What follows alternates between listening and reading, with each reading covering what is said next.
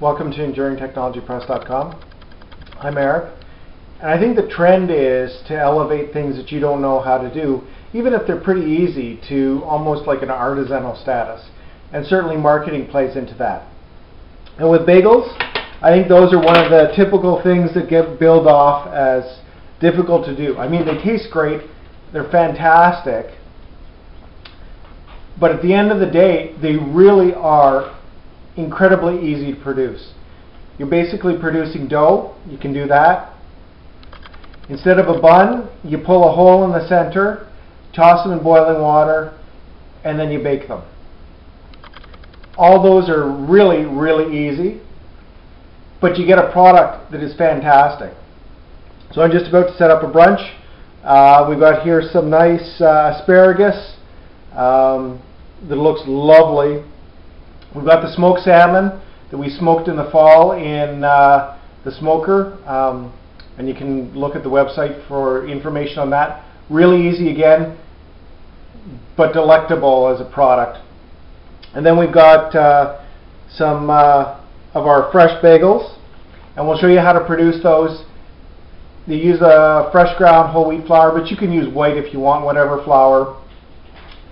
It's just awesome. So let us show you how easy it is to do that. So this is how ridiculously easy it is. We've got some dough done. And this is one of the uses of wheat flour that I actually use. I still keep a bag around, and when I run out of whole wheat flour, I don't feel like grinding some more to cover my work surface. That's what I use it for. So we made a thing of baler twine whole wheat bread, and this is just plain whole wheat bread.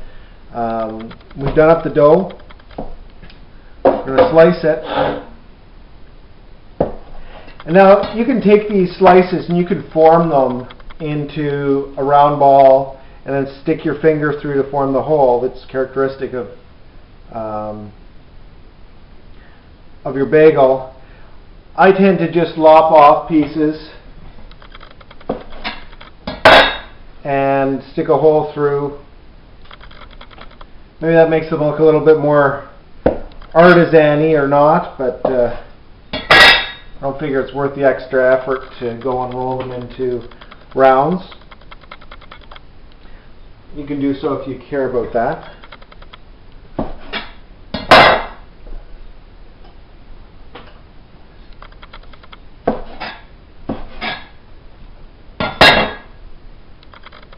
You're not going to get commercially type all identical stuff doing this. That's kind of part of the neat thing about making your own, right?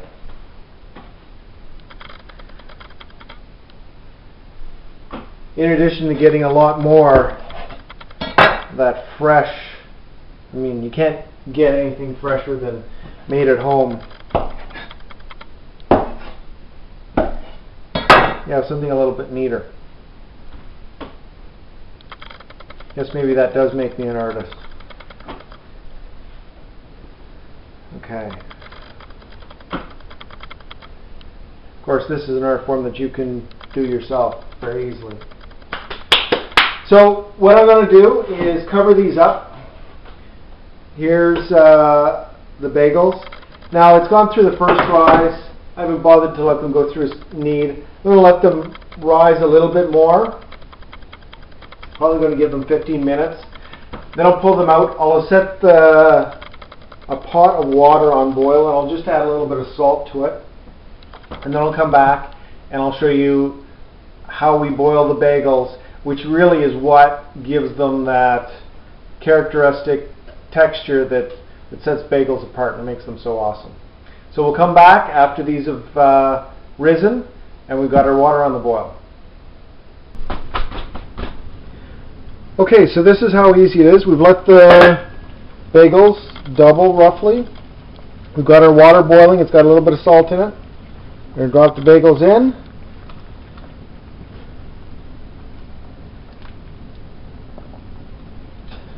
We're going to let them boil for about a minute on each side.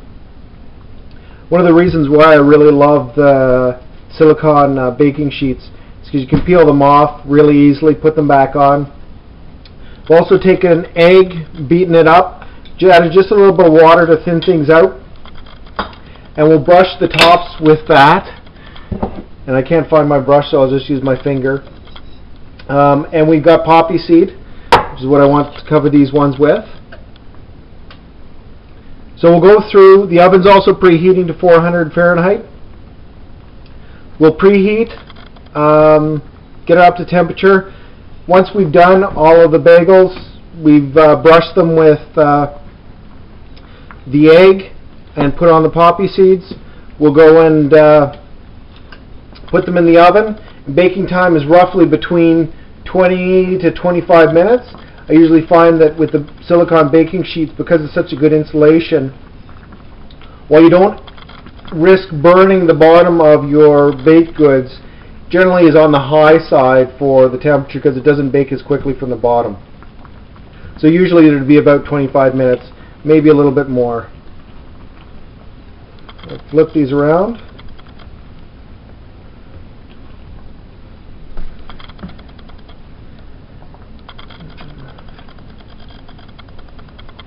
Boil them on the other side. So this is basically the process. I'll come back once we're done and I'll show you the final product. But really, this is how easy it is. There's no art to it at all. So we've just got the bagels out of the oven and they're smelling amazing. I can't wait to get out the smoked salmon and the cream cheese. I mean, this is a really easy, as you've seen, this is a really easy thing to do, but they taste awesome.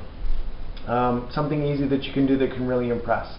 So for the details on how to do this and the recipe, go and follow the link in the show notes below and go to enduringtechnologypress.com. Thanks.